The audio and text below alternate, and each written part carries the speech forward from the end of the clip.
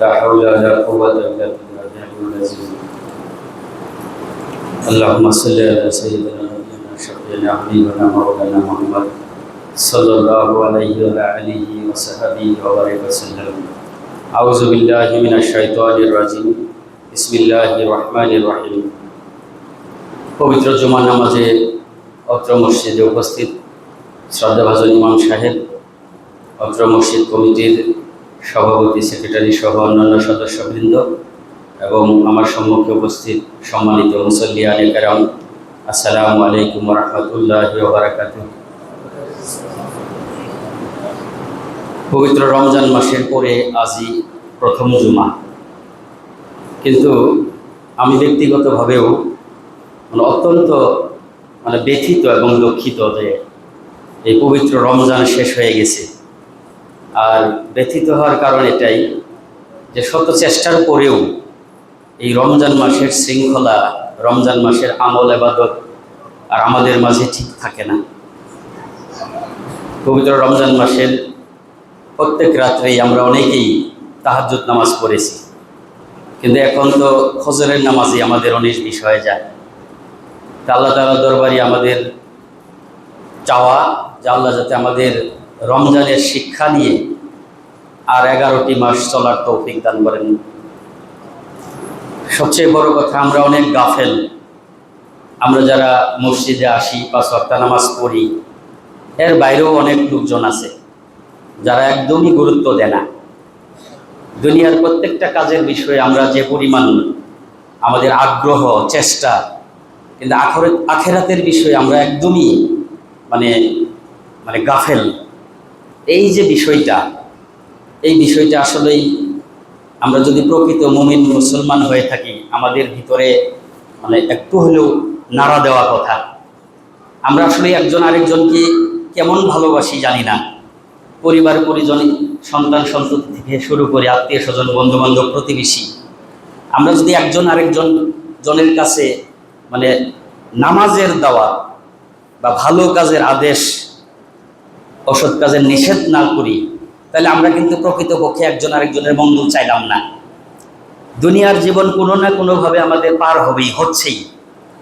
কিছু কেউ ভালোভাবে সুখ শান্তি বলেন, অভাব অনটন বলেন, অর্থ সম্পদ বলেন, আছে নাই, এইরকম যে অবস্থায় আছে আমাদের জীবন কিন্তু চলে যাচ্ছেই। আমাদের মাঝে অনেকেই নাই, অনেকেই এই মসজিদে, আমি এর আগে আপনাদের মসজিদে জুমা পড়ে গেছি, আপনাদের সাবেক সভাপতি সাহেব তখন ওই জুমাতে ছিল, আজকে কিন্তু উনি নাই। এরকম আমাদের জানার মধ্যে অনেকেই এই দুনিয়া থেকে চলে যাচ্ছে এবং আমরাও কিন্তু ওই পথের পথিক। তাহলে বিষয়টা হচ্ছে যে দুনিয়া কিন্তু আল্লাহ করতে না করে নাই, কিন্তু আমরা কি করছি?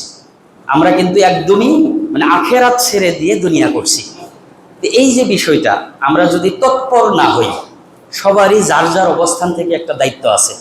আমরা যদি প্রত্যেকেই মনে করি আমি আমার পরিবারটা ঠিক করব, তাহলে দেখবেন যে আমাদের সমাজ সুন্দর হয়ে যাবে। ঠিক আছে? এই যে বিষয়গুলা আমাদের মাথায় থাকতে হবে। এগুলো আমাদের সবই জানা কথা। আমরা প্রতি জুমাই আলোচনা শুনি, হুজুরের চমৎকার আলোচনা। আপনারা একজন সুন্দর সুরেলা কণ্ঠের, এটাও কিন্তু আল্লাহ তাআলার একটা নিয়ামত।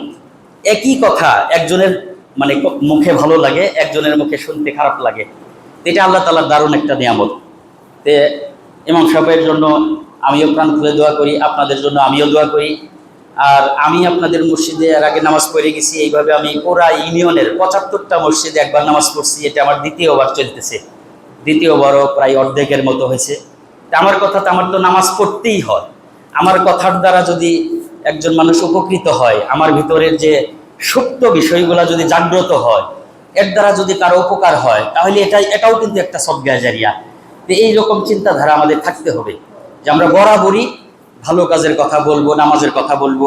আমি যদি একজনকে বলি যে মিথ্যা বলিও না, তাহলে আমার দ্বারা কিন্তু মিথ্যা বলা হবে না। আমি যদি একজনকে বলি যে হিংসা করিও না, অহংকার করিও না, নামাজ পড়ো, ভালোভাবে চলো, তাহলে আমার ভিতরে কিন্তু আমার জিনিসগুলো ঠিক থাকবো। তো এটা হচ্ছে আমার স্বার্থে আমার করা, প্রথমত আমার স্বার্থ। যাই হোক, আমার একটা লক্ষ্য উদ্দেশ্য নিয়ে আমি বিভিন্ন মসজিদে নামাজ পড়তেছি এবং যে আপনাদের সাথে একটু লেগে আছি আর কি। আগামী ইউনিয়ন পরিষদ নির্বাচন কখন হবে, কিভাবে হবে জানি না, কোন নিয়ম কানুনে কি হয়, কিন্তু আমার ছোট থেকে একটা স্বপ্ন ছিল। আজ থেকে প্রায় 30-35 বছর আগে আমি বুঝি যখন, তখন থেকে আমার স্বপ্ন। আর আজ থেকে 22-23 বছর আগে আমি একটা ব্যানারও দিয়েছিলাম ভাইরাঙ্গা বাজারে। আর এখন প্রায় 3-3.5 বছর থেকে আমি একদমই লেগে আছি।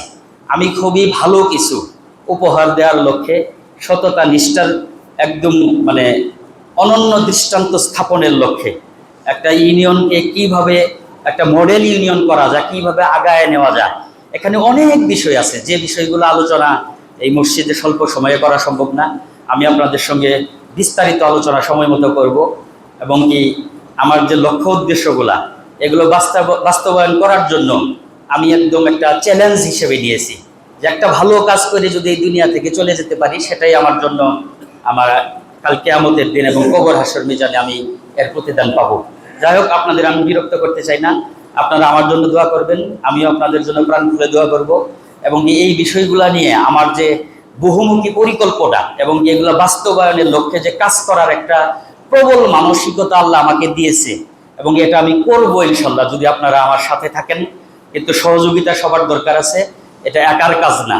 ভালো কিছু করতে গেলে সবার অংশগ্রহণ একান্তই দরকার, এবং একটি কার্যকর ইউনিয়ন পরিষদ, একটা কার্যকর ইউনিয়ন পরিষদ, এই কার্যকর শব্দটার মধ্যে সব কিছু নিহিত আছে। যাই হোক, এই বলে আমি আমার কথা শেষ করছি। আসসালামু আলাইকুম ওয়া রাহমাতুল্লাহি ওয়া বারাকাতুহু।